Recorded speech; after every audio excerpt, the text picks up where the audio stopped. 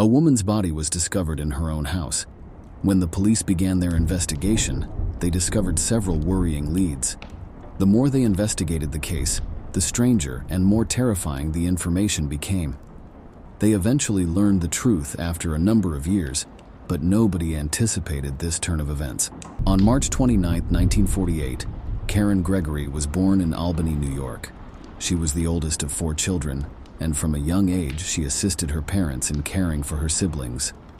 The girl loved nature and spent a lot of time in the outdoors. She also enjoyed sports. After graduating from high school, she wanted to work in the field of art. Karen enrolled at Rochester's Nazareth College, where she graduated with a Bachelor of Arts and a Bachelor of Science. She then spent some time teaching art in an elementary school, before deciding to pursue a career as a graphic designer. She relocated to Florida in 1983 when she was 35 years old, where she met David McKee.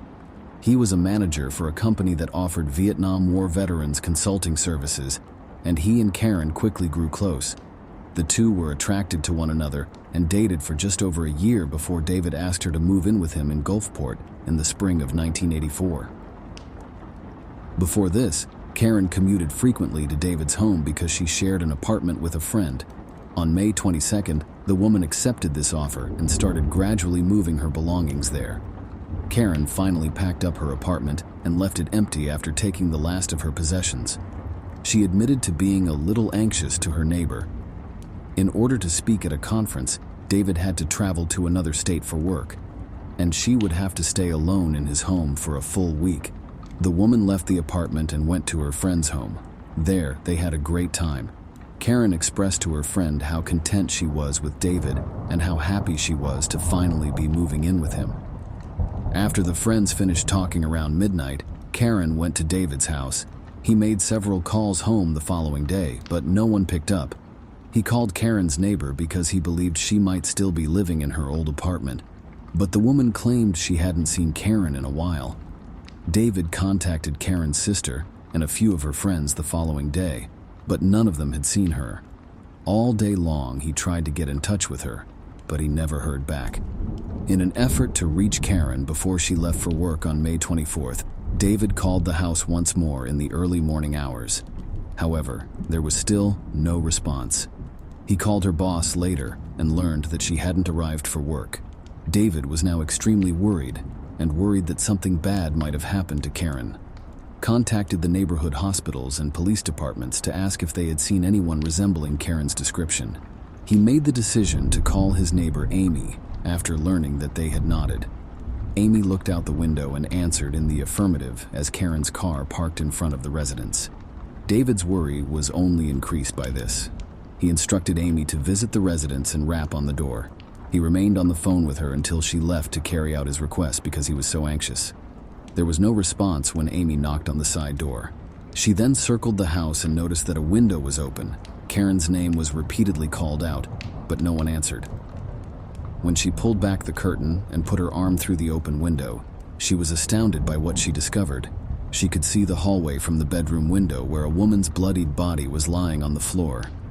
Amy was hidden behind a wall and couldn't see the face, but she recognized the person as Karen, who, after she recovered from her shock, ran back to her own home where David was, keeping the call going. Before hanging up and dialing 911, she grabbed the phone and told him that something terrible had happened. Rapidly arriving medical personnel could only confirm Karen's demise. Due to the amount of blood throughout the house, even seasoned police officers were horrified as detectives started their investigation. Karen had fought her assailant all the way to the end. From the hallway to the front door, there were bloodstains. Several pieces of broken glass were scattered around. Investigators discovered that several hair strands matched. Karen's hair color was ingrained in the shattered glass. They hypothesized that she almost made it outside before her attacker cornered her in the restroom. A bloody footprint on the floor gave investigators their first indication of the crime. There were no bloodstains on Karen's feet, so the police concluded that Karen's killer was responsible for the footprint. The killer was in the bathroom, but it was not clear why he was barefoot. Police requested any information regarding a black Ford Ranger pickup truck they were searching for. They made it clear that no conclusions should be made just yet because the driver's involvement in the young woman's disappearance has not been established. Additionally, the sheriff made a 24-hour tip line announcement. A separate number had to be assigned. On the 6th day, when the number of calls had surpassed several hundred, police made an announcement that they were recruiting volunteers to search the area. People are divided into groups and assembly points are set up. The volunteers' task was to search the area for anything that might be relevant, and this time, Bangor and Old Town, two nearby towns, were included in the search area. The police called received more than 500 responses. About 400 people from the area were present, along with 100 professionals from different counties. There were horse-drawn and off-road vehicle search parties. The authorities tried to use every resource they could, given the size of the operation and the challenging terrain. They even used aerial photography in the hopes that the footage might reveal information useful to the investigation. The police made a depressing announcement the day after the search, precisely 1 week after Nicole went missing. The body of the young woman was discovered nearby Old Town in a wooded area not far from Road 43. They had no pressing need to release any information, stating only that a service dog found the body, which was covered in branches. The police soon disclosed that they were investigating a homicide, and the following day, May 20th, they reported the arrest of a suspect. It turned out to be Kyle Dewey, a 20-year-old local. At the time, no information was available, and the public was kept in the dark for a while. He was formally charged with premeditated murder the following day.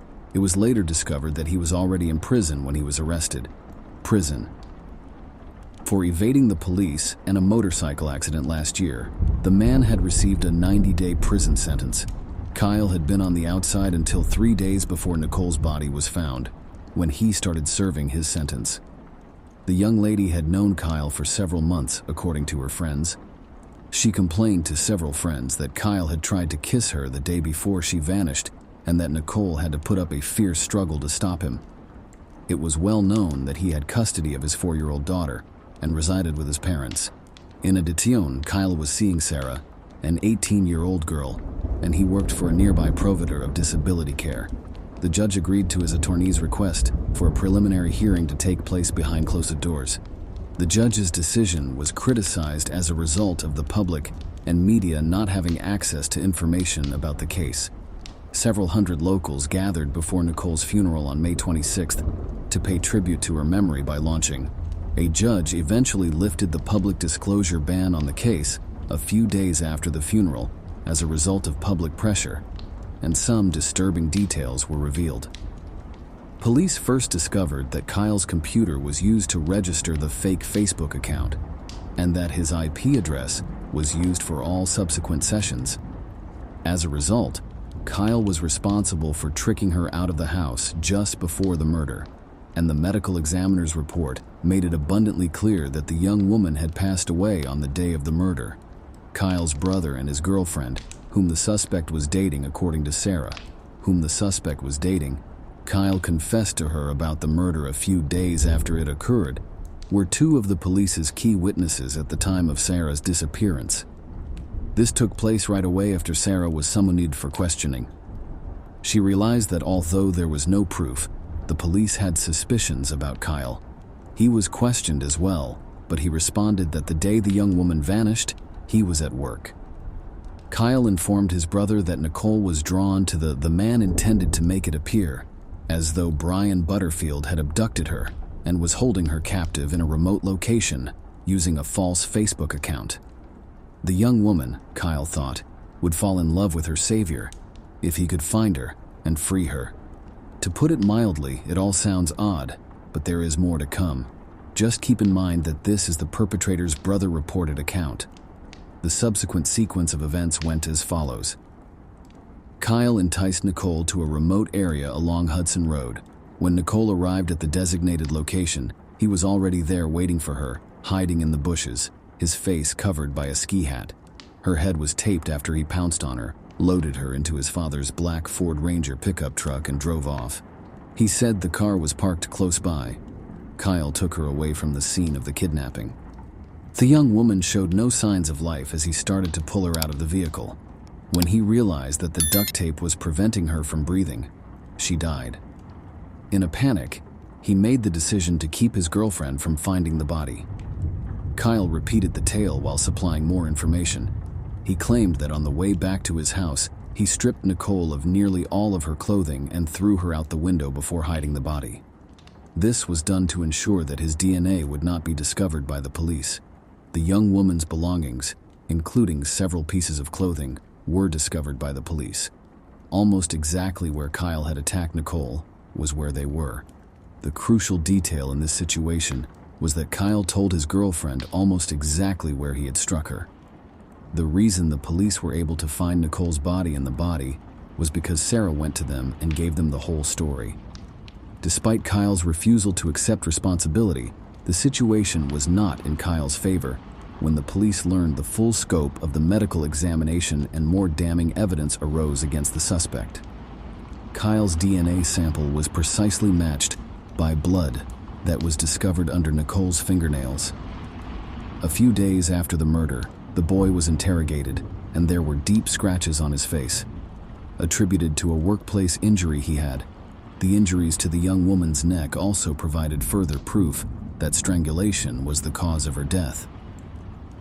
This contradicted Kyle's claims that if he had taped the victim's mouth, there wouldn't have been any such injuries, as he told his brother and the young woman. The trial dragged on because his attorney asked for a psychological assessment, but an intriguing thing occurred a few months after his arrest. After a stolen gun was discovered in Kyle's house, he was charged with theft. The man had previously been detained for robbery on several occasions, but each time he was released after paying a fine. A trial was scheduled for February 2015 after an examination revealed Kyle to be entirely sane. The defendant was in custody prior to the start of the trial while awaiting trial. The correctional officer where Kyle reported to serve a sentence for eluding police and a motorcycle accident was one of the witnesses whose testimony Kyle's attorney sought to have removed from the case file. Kyle was there to serve a sentence. The officer claimed that the man was acting extremely anxious and even crying when questioned the cause of his anxiety. "It's not about the time limit. It's about what else I've done," Kyle allegedly said. The case started on February 22, 2015. According to Kyle's attorney, his client is not guilty of the murder and the investigation was totally biased. He was at home, the defense claims, and Nicole was attacked by someone else while he was away. Sarah, Kyle's girlfriend, was mentioned as a potential suspect. Nicole was allegedly hated by Sarah because of Nicole's relationship with Kyle. The attorney asserted that she had access to Kyle's computer and used it to set up a phony account on which to blame her boyfriend for the murder. This theory was unsupported by any evidence and was in conflict with the facts. Kyle used both his computer and his phone to access the fake account. Additionally, he changed his personal account to a fake one by logging in via one app. As a result, it was obvious when he logged out of one account and into another right away. Sarah was also not supported by any physical evidence, unlike Kyle, whose DNA was found on the victim's clothes, which the murderer threw away on his way home, as well as under her fingernails. The following witness was the actual Brian Butterfield, who claimed that Kyle had been angry with him for a long time because Brian had dated his ex-girlfriend. He believed that this was what prompted Kyle to set up a phony account in his name so that he could later use it to frame the young man. The prosecution also provided correspondence screenshots demonstrating that Kyle was speaking with both Nicole and other young women underage. The next witness was Kyle's coworker, who he worked with at a disability care business. The defense attorney for the defendant insisted that Kyle's face scratches developed while he was at work, but the witness refuted this. In accordance with his account, he and Kyle were at the residence of a woman who was afflicted with mental illness on May 11th and 12th. She attacked Kyle at one point when she became irate, leaving several scratches near his eye on his face. Kyle sought assistance at the hospital, but was informed the following day, May 13th. On his face, a coworker notices fresh scars. This took place immediately after Nicole vanished. Another coworker claimed that Kyle left the office at around 9 p.m. on the day Nicole vanished, and, despite being on duty all night, did not return until 6 in the morning. He also requested that no one be informed of his absence at the same time. 4 prisoners who Kyle had interacted with while detained pending trial were also called before the court. They all claimed that Kyle had told them he had killed the woman. He strangled her while giving the impression to others that it was an accident. He acknowledged that he had initially intended to carry out the crime. The testimony of an inmate named Scott Ford, who had spent the majority of his life behind bars and had a reputation for being knowledgeable about the legal system, was even more fascinating. Kyle decided to ask about the best way for him to get away with his crime after being in touch with him for a while. Then Kyle penned several versions of what had transpired in the coal on paper and handed all of these accounts shared one thing in common.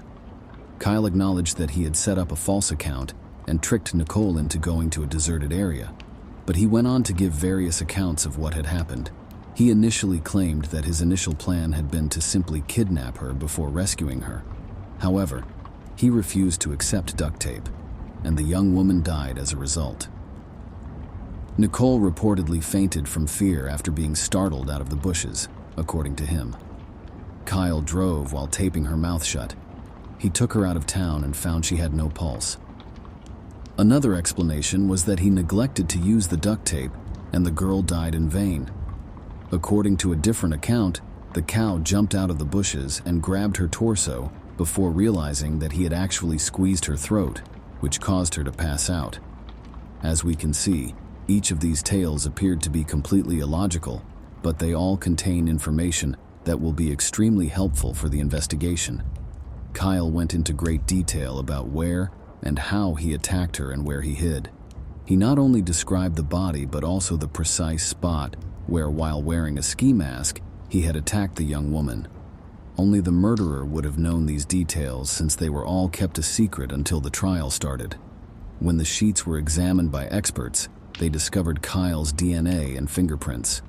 The trial had its share of challenges. Kyle's younger brother, who had testified against him in court 2 years earlier, started to dispute the assertion that he had admitted to the killing. The difficulty lay in the brother had meticulously documented everything that had occurred, information that he could only have obtained from Kyle. Kyle was the only person who remained silent throughout the entire trial. Even when testifying for himself, he refused.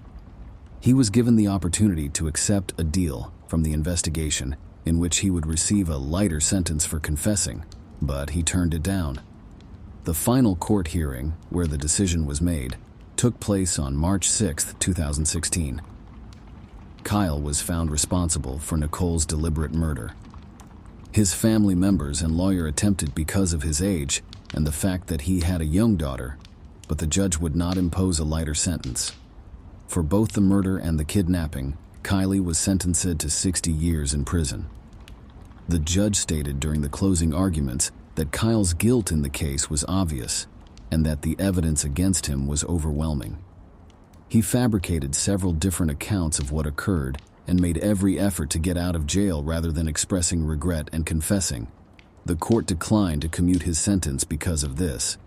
The judge was also inclined to think that Kyle had been working on a plan for weeks, a plan to kill Nicole.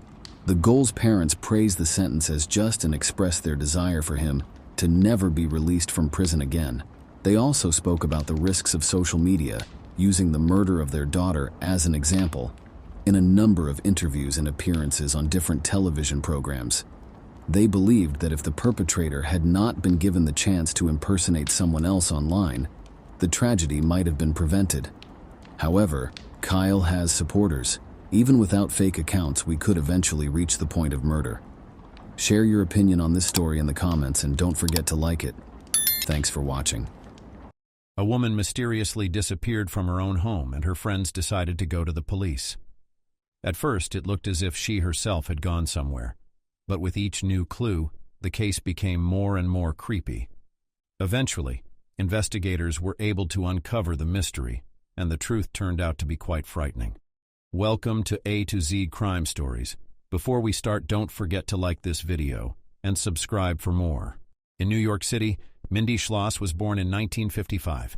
She relocated to Alaska when she was 25 and attended a local medical school there before earning her degree. After receiving a degree in psychiatry, the woman accepted a position as a nurse at Fairbanks Hospital.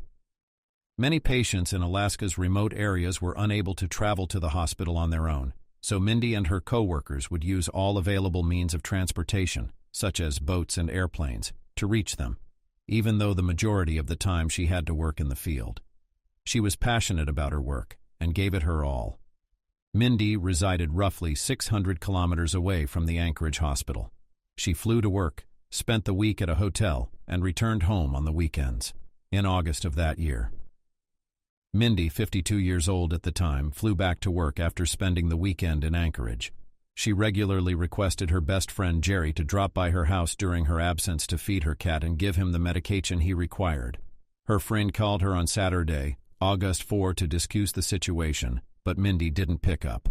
It seemed odd that she still hadn't been able to reach her all day, so Jerry called a mutual acquaintance who also hadn't reached Mindy all day. Jerry initially believed Mindy had left. She claimed to be away for work, but the next day she remained silent. When no one opened the door when her buddy's friend drove to her house, Jerry used her spare key. At first inspection, everything appeared to be in order. The house was clean, and there were no indications of a struggle or any other negative events involving Mindy. Only after leaving did the jurors notice anything odd. The front door's doorknob was loose, so the woman had used the screwdriver to tighten the screws. She then left and went to work. Jerry called the hospital where Mindy worked on Monday, August 6th, after learning where her companion had vanished to. She never showed up for work, which was extremely out of character for her, and she didn't call any of her co-workers to let them know she wasn't going to be there. All of this suggested that the woman may have experienced something, so Jerry chose to call the police. When Jerry and the investigator visited Mindy's residence once more after the police had taken a complaint of a missing person, they were unable to find any evidence of a break-in. Nothing of value was also gone from the premises, ruling out the likelihood that a burglar had entered the woman's residence. Some of the prescriptions Mindy kept at home were those that required a prescription from a doctor. They were in high demand among drug addicts, so any burglar would have most certainly taken them. When they got into the garage, they saw that Mindy's car was gone. It was also highly odd that the woman only used her car to move around town and always took a cab to the airport. The detectives came to the conclusion that the woman had experienced something quite awful. A forensic team searched the home for any hints, but they came up empty-handed. The hypothesis of a kidnapping was improbable. The police believed that Mindy may have been in an accident. She frequently traveled through rural areas where the terrain was rather hazardous. People can have gone from a cliff unintentionally or became prey to wild animals. However, the authorities were not any closer to solving the crime as a result of this argument. Decided to start looking for people who, in theory, might be connected to her disappearance. They started by checking on the acquaintance of Bob, Mindy, and Jerry. The police were able to immediately ascertain that the man was working far from the woman's home on the day of her disappearance because to the man's want to assist with the investigation. The cops were unsure about the precise time that Mindy vanished. Since Saturday, the woman has been in touch. Experts examined her computer and found that at 1:30 a.m., she used it for the last time. Police decided to ask the public for assistance later that day because they had no strong leads. They sent the missing woman's information to local TV stations and plastered leaflets regarding her whereabouts across the community. The following day, they started getting calls from witnesses, but the most of the leads were dead ends. People claimed to have seen Mindy in numerous locations, including in other states. These leads were never of any use. In the meantime, Bob and his co-workers made the decision to search the region where Mindy may have. The detectives tried a different approach and contacted the bank the woman used. They asked them to check to see if there had been any activity on her cards in recent days, and this is where a serious lead finally awaited them early Sunday morning, the day after Mindy went missing. Someone had withdrawn $500 from her debit card, the maximum amount allowed, and she had been out in the country quite frequently for berries or just out for a walk. Unfortunately, the search also produced no results. The bank's ATM video footage was promptly seized by the authorities, who discovered a terrible scene. It turned out that an unidentified individual had taken the money out. They were unable to recognize him because of the scarf covering his face. Only until his face was hidden from the camera's view did he remove the bandana. The only option left to the cops was to wait until the man attempted to use some person's card. The cops received another tip in the meanwhile. They discovered through Mindy's co-workers that she was preparing to remodel her house and had at one time employed employees.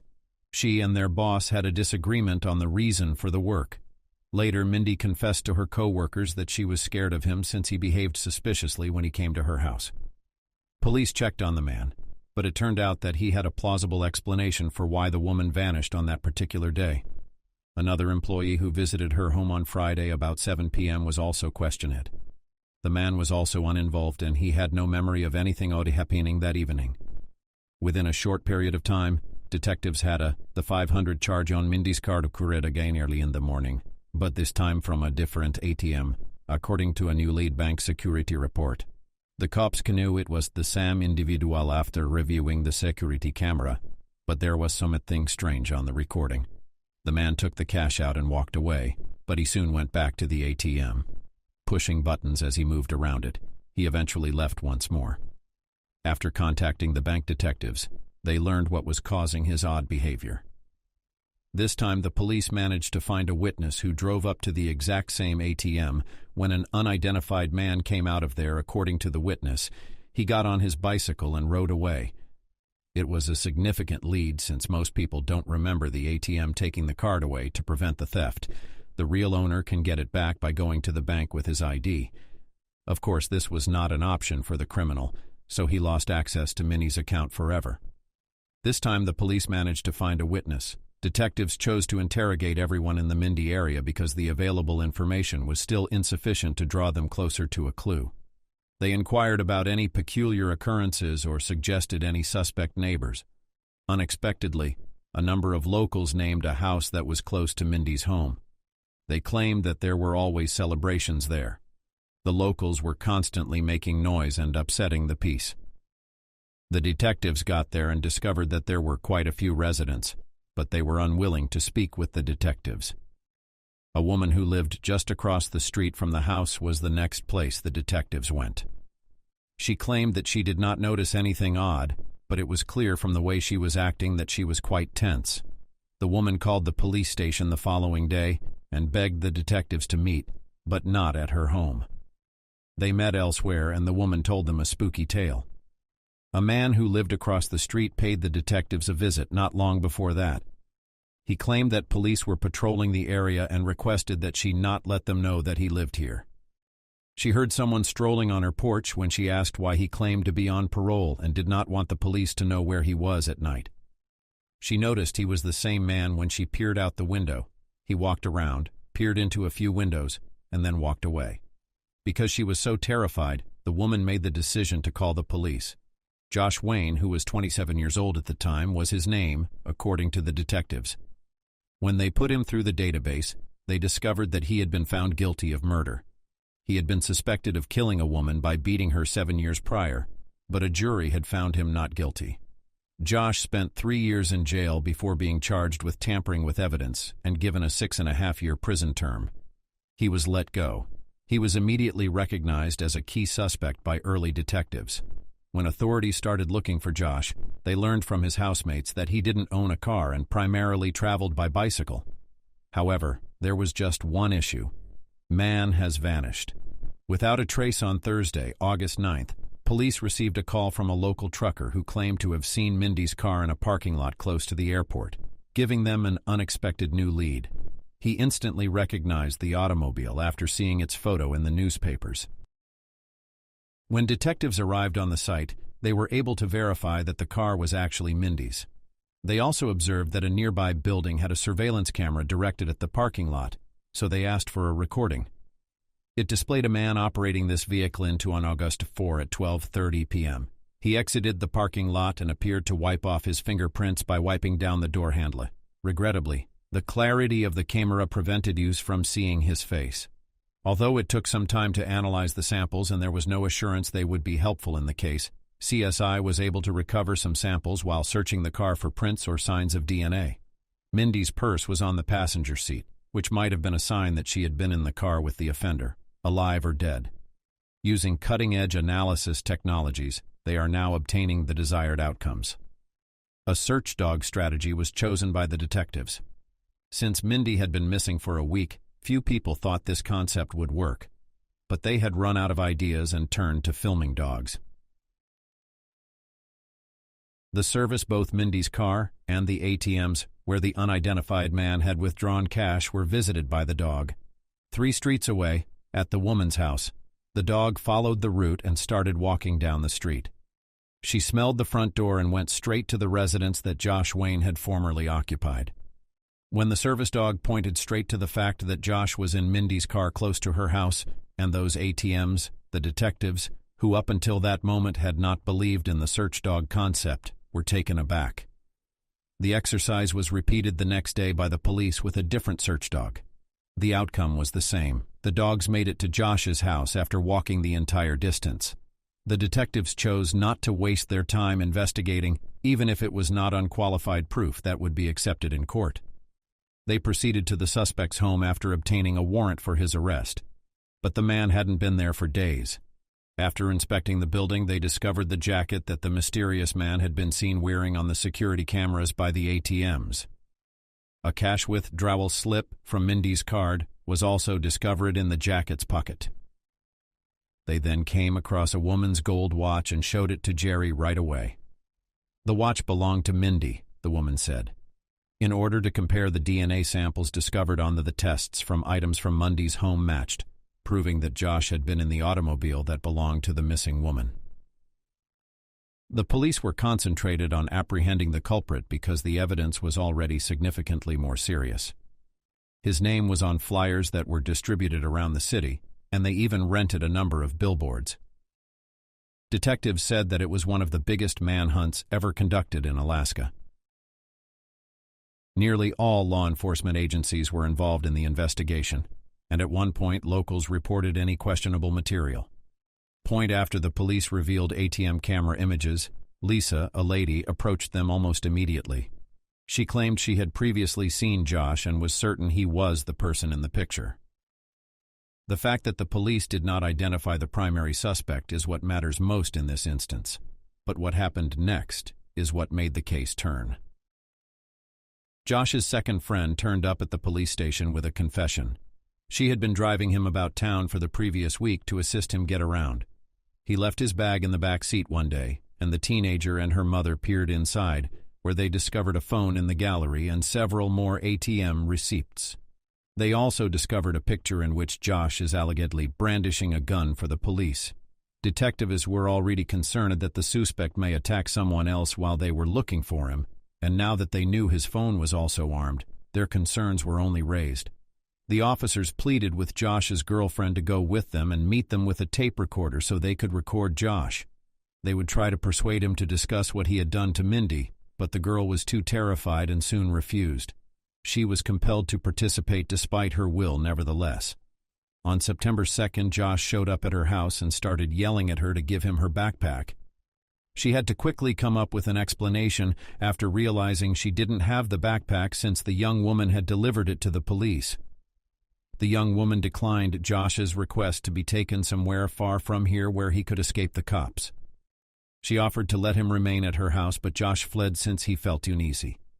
She decided to follow him covertly in her car and call the detectives along the way after realizing that she would now be safe until the cops caught the man. Josh eventually arrived at the residence of his friend and entered. Police, SWAT, and the FBI had already started to arrive on the area by that point. Everyone was concerned that the suspect would not give himself up without a fight, and utilizing force, those concerns came true. Josh held 2 persons hostage who were also there in the home. But after several hours of negotiation, a lawyer was able to persuade Josh to let up. He rarely spoke to the authorities during the interview, but the detectives were slow to accuse him of killing Mindy. Josh was only charged with swiping Mindy's bank card because at that point, they already believed the woman was most likely dead, but they couldn't prove it without her body. As a result, the FBI agent decided to get crafty. He recounted the accusations made against Josh and said they were all false. When Mindy went to the police to report the card theft, the investigator said that they had evidence that he was the one who had taken the money from someone else's card. The suspect became upset when he heard this and questioned what games they were trying to play with him. The FBI agent was ultimately persuaded by Josh's response that Mindy had been murdered. but the police still needed to locate Mindy's body in order to accuse Josh of the crime. They had no possibility of locating Mindy's remains if they became buried in the snow because it had started snowing early in that region. About 100 miles away from Anchorage, in the vicinity of the town of Wasilla, an electrician called the police on September 13th. He saw a woman's body in a wooded area and knew it was Mindy at once. The lab's experts verified that the deceased was in fact Mindy. The woman had been shot in the back of the head, according to the medical assessment, and her body had been burned to death. When the bullet was found, it was discovered that Josh had been captured using the same firearm that had fired the shot. The only thing left for the cops to do was to reconstruct the sequence of events that resulted in Mindy's demise. The specialists continued to search every square inch of her home for signs of Josh's presence in the interim. It was incredibly challenging to perform. They had to gather almost every hair from Mindy's home's floor and test it in the lab. Months passed, but ultimately was successful in locating a hair that belonged to Josh. The detectives now had concrete evidence that the suspect was present in the victim's home on May 18, 2008, 10 months after the murder, thanks to DNA tests that had proved this. Josh's ex-girlfriend Lisa, who had recognized him from a picture of him next to an ATM, declined to appear in court, which created an unusual situation as the prosecution gathered witnesses to testify against Josh. She frequently visited her ex-boyfriend incarcerated, and the duo once declared their investigators were surprised by this turn of events because they had intended to help Mary, but they soon recognized what was going on. Family members are not allowed to testify against one another under the U.S. Constitution, and Josh likely persuaded Lisa to marry him for this reason. There was just one issue. The marriage was quickly deemed null and void after it was consummated. Marriages between inmates were forbidden by the estate law. However, the investigators questioned Josh's extreme behavior in protecting Lisa from interrogation and testimony. Was it actually? Investigators tried to talk to the young woman but initially were unsuccessful. However, eventually Lisa herself contacted them and claimed that Josh confessed to her about the murder during one of her visits to the prison. According to Josh's story, there was a party at his house on Friday night, and Josh, who had no other means of support, decided to sneak into the house next. The young woman was likely aware of a lot more information. Josh flung open the door to the home and started looking around for valuables. He suddenly understood that if he continued to let Mindy live at this point, he would not be able to avoid going to jail. He seized the woman, led her to the restroom, and bound her hands since he didn't want to go back there. The criminal then went to his house to grab a gun, while also taking a few useful items to utilize in the kidnapping. He wrapped her legs in sacks and duct-taped them before going back to Mindy's house. He then brought the woman to the garage, put her in his own car, and drove out of town, leaving no trail. After a half hour of driving, he pulled off in a wooded area and took Mindy off the road, where he killed her. Josh then left her home after cleaning and vacuuming the carpet. The trial didn't start until the following spring. In exchange for Josh confessing to killing Mindy and another lady 7 years prior, the prosecution agreed to drop the death penalty. Josh concurred because the goal was to resolve two prominent cases simultaneously. Consequently, at the reading of the sentence, he was given a prison term of 99 years without the possibility of parole. Josh sobbed, but at one point the judge called him a coward for stealing the lives of two ladies, which caused things to get hot. "What about the man I killed?" yelled the criminal as he leaped to his feet. Right now, before he could continue speaking, attorneys seized him and put him to quiet. Until Josh himself gave authorities a fresh agreement in 2014, those yells kept the detectives busy for 5 long years. He consented to tell the truth about killing 3 guys in exchange for being moved from a local to a federal jail. Given that the criminal's request was so trivial, it appears that the standards were much higher there. The government agreed. Josh claimed that in 1994, when he was just 14 years old, he killed 1 man in Anchorage.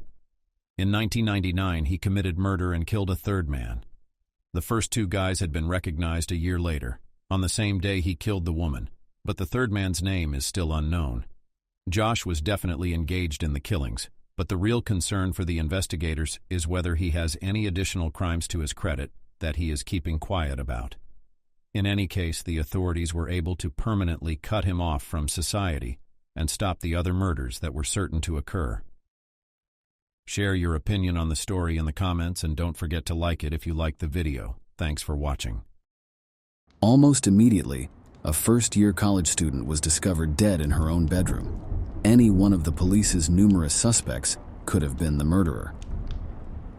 The subsequent breakthrough was akin to a detective story with unexpected turns and a long-awaited revelation made possible by a small DNA sample. We'll explain what happened to Jennifer Halen in this video. Welcome to A to Z Crime Stories. Before we start, don't forget to like this video and subscribe for more. On February 23, 1988, Jennifer Allen was born in Wimberley, Texas, a tiny hamlet in the United States. She grew up carefree and content with adoring parents, a sister named Diana, and loving parents. Her family soon relocated to Bryan, a city located about 200 kilometers away from her village. The young lady enrolled in Blinn College in her hometown after graduating from high school, with the intention of studying to become a legal assistant and hoping to make a connection with jurisprudence in her later years. She was well-liked, dependable, and friendly by a large number of her friends. She always had a positive outlook on things and was excited about her future career. Jenna moved into an apartment at Autumn Woods Apartments close to her college. She also took a job as a waitress in a nearby restaurant to help pay for housing costs and avoid being financially dependent on her parents, in spite of his busy schedule juggling work and school. Spencer Hood, Jenna's boyfriend, and her were frequently together. Even after Jenna moved into a rented apartment, they continued to live apart despite having been in a relationship since high school. Despite occasional disagreements, the couple's relationship had lasted for a while. Jenna, who was 20 years old at the time, finished her shift on April 8, 2008, and Spencer said goodbye to Jenna and went home for about 30 minutes at around 9 p.m. because he had finished studying with her at around midnight. Then they had a brief phone conversation before saying goodnight to one another and retiring to bed. On the morning of April 9th, Spencer realized that he had left his textbook, which he needed for a lecture, at Jenna's house. When no one came to the door, he went to her house to get it. The fact that it was unlocked shocked Spencer. He entered Jenna's apartment, assuming she was still asleep, and went to her bedroom, only to be confronted by a horrifying sight.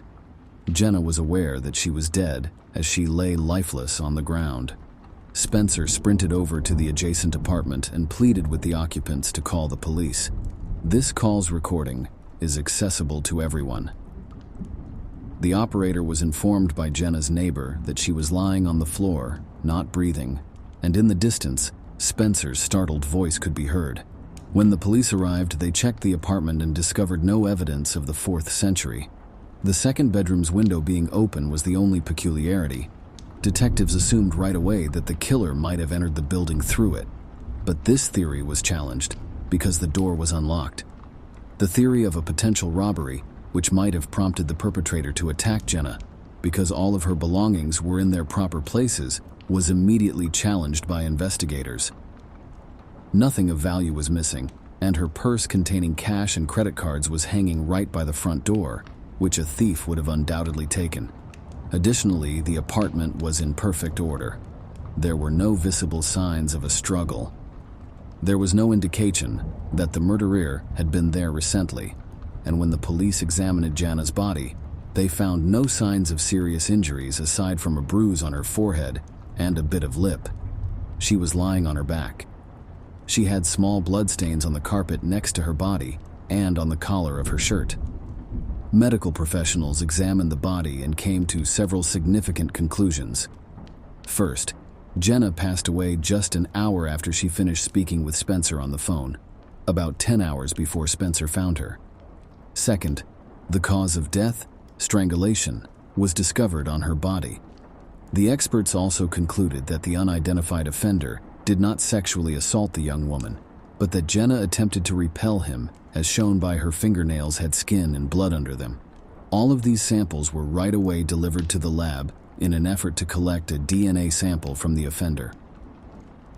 Spencer, her boyfriend, was naturally the first person to be suspected for a number of reasons.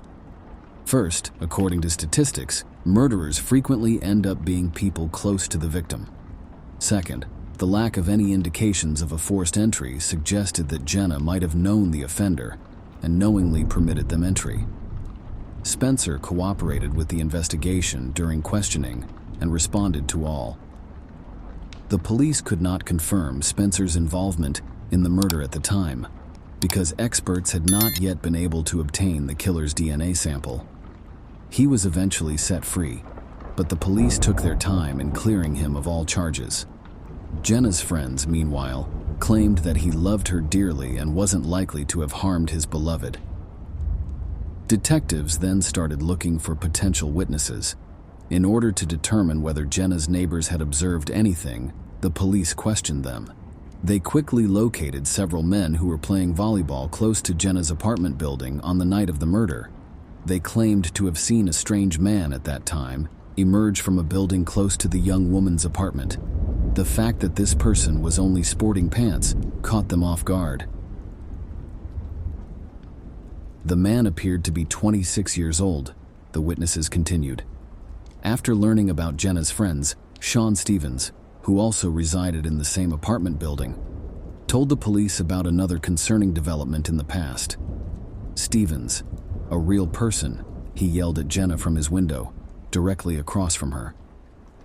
Although the reason for this behavior was not entirely clear, the police had enough reason to suspect the young man Stevens based on all of these facts. He denied knowing anything about the murder and said he never left his apartment building at night, much less went outside in the open. Without any solid evidence, the police were unable to verify his claims, so they had to release him as well. Along with everything else, the detective looked at the potential. Although Jenna's restaurant co-workers and the surveillance cameras supported the theory that the murder was related to Jenna's place of employment, they also revealed that on the day of her death, she had no conflicts with anyone and that similar circumstances had never occurred before. The investigation slowed down after this. The police kept looking for new leads and questioned Jenna's family and friends. Eventually, they were able to get a new lead while speaking with the detectives. Parents of the young woman were able to recall crucial details from 2 months prior to Jenna's murder that might implicate another suspect. She complained about a repairman performing maintenance on her apartment complex building to her family. One day she found a stranger in her living room after exiting the shower wearing only a towel. He responded that he believed no one was home when she asked him what he was doing in her apartment. The man stayed to assess the state of the shower and claimed not to have heard it run. Naturally, inspect your apartment to make sure nothing needs fixing. Jenna was astounded by the circumstance. She identified the man as Jeremiah Rosser, 29, and informed the building manager of the incident. The police carried out a small test. While the other person turned off the shower, one person stood at the front door. In the living room, and even close to the entrance door, one could clearly hear the sound of running water. It was highly unlikely that Rosser missed it and assumed nobody was home in such a scenario. The reason for Rosser's termination was discovered by the police after speaking with the building manager. He stopped showing up for work a few days after Jenna's murder. The detectives searched for the man because everything seemed very suspicious, but they ran into a problem. Rosser left his apartment, and they were unable to find him anywhere else. He only has a former wife and 2 kids, according to what the police were able to learn. Consequently, there were 3 main suspects in this intricate case. Sean Spencer, Hood Stevens, and Jeremiah Rosser had to wait for the results from the lab where specialists were attempting to extract the DNA sample in order to ascertain which of them was the murderer. They were analyzing the blood on the young woman's shirt and rug, as well as the particles under her nails. They discovered that one of the blood drops on the rug contained genetic material that did not belong to Jenna as a result. The experts were finally able to use this sample, which matched the one taken from the particles under the young woman's nails. The first step in extracting a complete DNA sample was to enter it into the FBI database, but there were no matches. This indicated that the murderer had never before been found guilty of a serious crime. Nevertheless, The obtained sample could now be compared to DNA samples from the 3 main suspects by the police. Their samples not being collected during the initial interrogations was the only issue. When the detectives attempted to get in touch with them, they were shocked to learn that all 3 had left the area and that their whereabouts were unknown. Investigators made the decision to use the killer's DNA sample rather than just standing by and waiting for the police to start looking for them. Men who lived in the same complex as Jenna and worked in a restaurant started voluntarily providing DNA samples. They were able to collect 50 DNA samples in total, but none of them matched the sample taken from the crime scene. Spencer was eventually located by the police, who discovered that he was staying with his parents 3 hours away from Brian. The youth gave an explanation of his couldn't deal with Jenna's passing and made the decision to spend time with his family in order to forget about the tragedy. His DNA sample, which he voluntarily provided, was immediately sent to the lab. The young man also gave permission for experts to check his body for scratches that were undoubtedly made by the murderer after all of his skin fragments were discovered beneath Jenna's nails. After that, the police were able to find Stephen's location. He also traveled 720 kilometers to see his parents, who lived near Blinn College. He voluntarily provided a sample of his DNA, which was also sent to the lab. Finding the final suspect proved to be much more challenging, and it had to be done while the police awaited the laboratory's findings. When Rosser and his ex-wife were on the verge of divorcing, the police were able to get in touch with her, and she provided them with some unsettling information. Rosser was acting aggressively toward her. He extended his hand, knocked her to the ground, and attempted to choke her. He frequently caused scandals as well, which made it impossible to coexist with him. His union with his wife was annulled. Around the same time that Jenna was killed, all of this occurred. The police were able to find Rosser because of his ex-wife.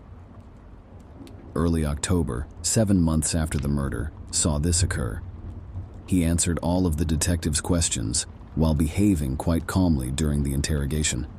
The man also denied involvement in the killing and voluntarily gave a DNA sample, never having been detained in his life. His car was also searched by the police, who made some intriguing finds. A few months prior to Jenna's murder, a laptop with a serial number that was listed in the theft report was discovered in the car. The worst part was that the police also discovered keys to several apartments in the residential complex where he worked, despite the fact that he was fired a week after Jenna's murder. Her neighbor had called the police after her laptop vanished from her apartment, but that wasn't the worst part.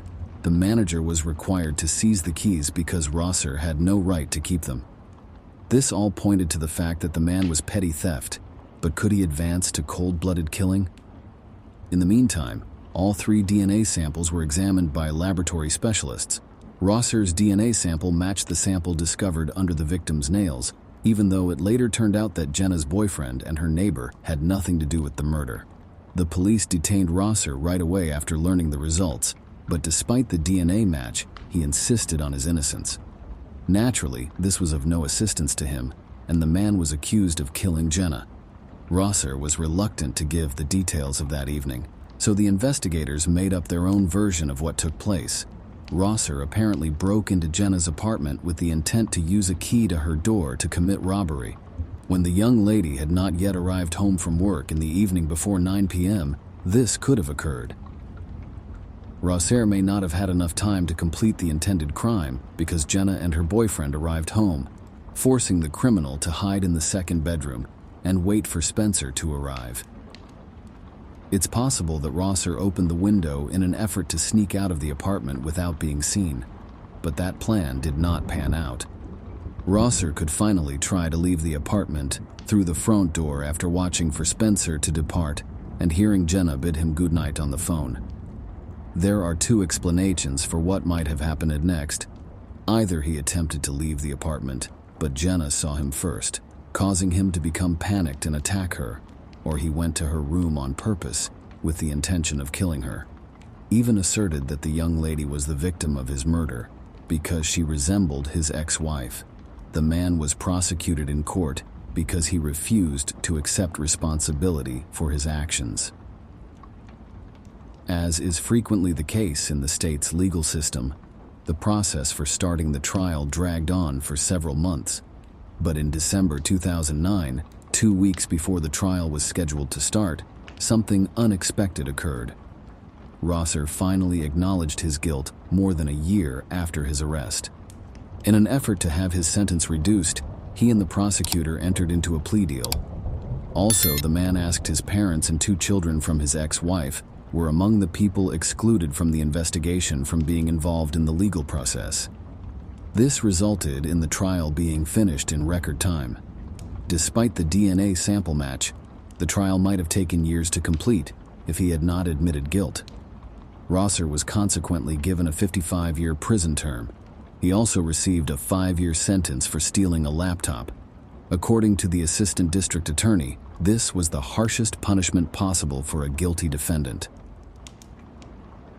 Plea, however, if the investigation had been able to show that the murder was premeditated and planned, Rosser faced a much greater risk of being sentenced to death.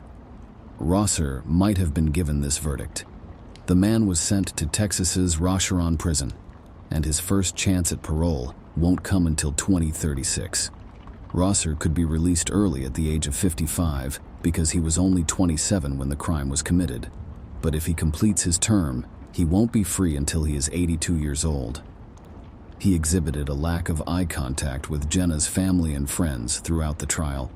He was handcuffed and led into the courtroom wearing an orange prison jumpsuit. The man remained silent and unresponsive with his head bowed, only nodding to his parents when he saw them in the courtroom. The family of the deceased had the right to address the murderer in open court. They all 3 took advantage of this chance. Sister of Diana appeared in court 60, she said, standing a few centimeters from the offender. I hope Rosser will realize the terrible act he had committed. She said she would pray for him and that one day she would be able to forgive the man who killed her sister. Rosa may not have regretted his actions, according to Jenna's mother. She forced the murderer to meet her eyes directly and declared firmly that he would never be able to fully comprehend the horror he had inflicted on their family. Jenna's father initially decided against testifying at the trial but later changed his mind. He made a last-minute commitment to visit any prison where the roster is posted and expose himself as a monster. Additionally, he stated his intention to show up at the hearing when Rosser applies for parole in 27 years. In addition, Jenna's parents sued the proprietor of the apartment building. When their daughter complained to Rosser's boss about his behavior, they were certain that her words were not taken seriously. Rosser's keys weren't seized after his firing either, which shows the manager was careless. If Jenna's complaints had been taken seriously and detention had been paid for Rosser's inappropriate behavior, Jenna's parents think their daughter would still be alive today. The only thing that is still a mystery is Rosser's precise motivations. He admitted to the murder, but he remained silent about his motivations. Whatever the case, it is irrelevant now because his guilt is clear and he deserves to serve his entire life in prison. Share your opinion on this story in the comments, and don't forget to like it. Thanks for watching.